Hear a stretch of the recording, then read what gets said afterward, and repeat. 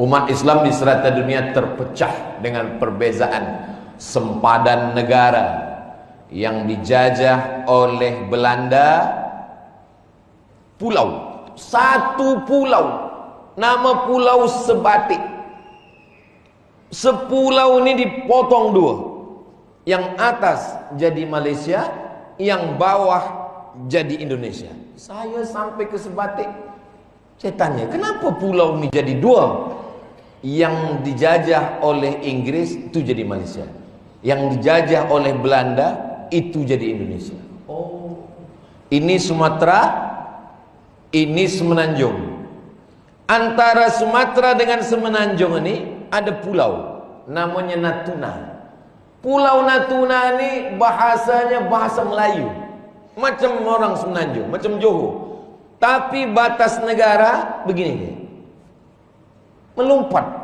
Dia tidak lurus. Kalau dia lurus, Natuna ini masuk ke Malaysia. Tapi batas saya tengok, melompat. Saya tanya, kenapa Natuna ini masuk ke Indonesia? Suku dia Melayu, cakap dia Melayu. Sebab dia dulu dijajah Belanda. Nasib engkau lah dijajah Belanda. Batas sempadan negara. Apa lagi kata dia? Tentang masalah keturunan. Kita tak boleh hina orang kerana keturunannya. Sebab apa? Sebab dulu malaikat waktu menghembuskan roh, maka malaikat tak ada tanya-tanya.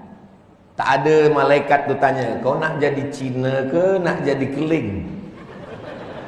Kau nak jadi Mak Saleh ke nak jadi Melayu? Tak ada. Maka kita tak boleh hina orang kerana kulitnya. Ideologi politik terpecah. Ada yang Islamik, ada yang nasionalis, ada yang komunis, ada yang sekular. Berbagai sebab lagi. Kita kalau berjumpa dengan orang, yang kita tengok adalah persamaan kita. Kalau nak perbezaan, satu ayah, satu ibu, satu perut, satu rahim, satu kandungan. Yang kembar pun banyak perbezaan. Yang bersaudara kandung pun banyak perbezaan. Tapi kalau kita tengok sama-sama, yang kita tengok adalah sama. Dia bukan orang Melayu, dia bukan orang Malaysia, dia bukan orang Asia Tenggara. Rambut dia macam rambut jagung, mata dia biru. Tapi kalau kita tengok sama-sama, sama apa? Sama-sama manusia, sama-sama ciptaan Allah. Kita boleh berdamai. Dia bukan manusia, dia bukan orang Melayu, dia bukan pula punya warga negara. Apa dia? Kerbau. Tapi dia sama-sama makhluk Allah. Wa ma arsalnaka illa rahmatan, bukan lil muslimin, bukan lil mu'minin, lil alamin, semesta alam. Idza dzabhtum fa ahsinu dzabha. Kalau menyembelih, sembelih dengan baik. Macam mana menyembelih dengan baik? Falyuhidda syafratahu, tajamkan pisau. Ambil kertas, kalau dia putus, okey, dah boleh. Jangan sampai memotong sampai tak putus-putus. Sekali putus. Macam mana kami nak tengok sekali putus? Boleh tulis di YouTube, Ustaz Somad sembelih kurban. Ada. Selalu Ustaz sembelih sekali je. Nak bagi contoh saja. Saya ni orangnya lembut, tak sampai hati menengok binatang tu mati, menderita. Tapi saya mesti bagi contoh. Tapi bila dia dah mati, tak sampai hati pula untuk tidak menghabiskannya cepat-cepat. Kepada binatang pun tak boleh menyakiti. Maka ketika ada orang yang mengasah pisaunya, mata kambing tu terbuka, Nabi marah. Aturidu antumita hamautatin, engkau nak buat kambing ni mati berkali-kali. Maka kalau telinga kambing tu panjang, tutupkan ke matanya. Arahkan pisau ni ke sana, kepalanya ke sini. Tak boleh mengasah pisau di hadapan mata kambing.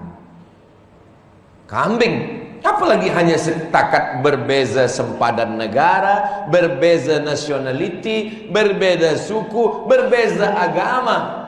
kita hanya tidak boleh ikut ibadah dia, tapi kalau untuk berjiran tetangga, berkawan, satu sekolah, satu college, maka kita diajarkan la yanhakumullahu 'anil ladzina lam yuqatilukum fid din.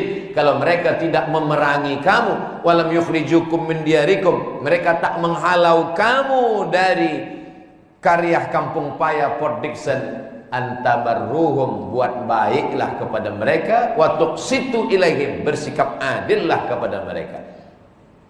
Agama yang mengajarkan tetap berkasih sayang kepada kambing, kepada semut. Apa kata Nabi Sulaiman? Jangan lalu dulu. Kenapa jangan lalu? Sebab aku mendengar. Ini nak bahaskan cerita bahasa semut ni sekarang sedang viral pula. Kata Nabi Sulaiman alaihissalam, karena Nabi Sulaiman mendengar, udkhulu masakinakum ya ayuhan nablu udkhulu masakinakum, masuklah kamu ke sarang-sarang kamu, sebab tentera Sulaiman akan lalu. Jadi sesama manusia, berbeza suku, bangsa, agama, Islam dah ajarkan itu 14 abad silam.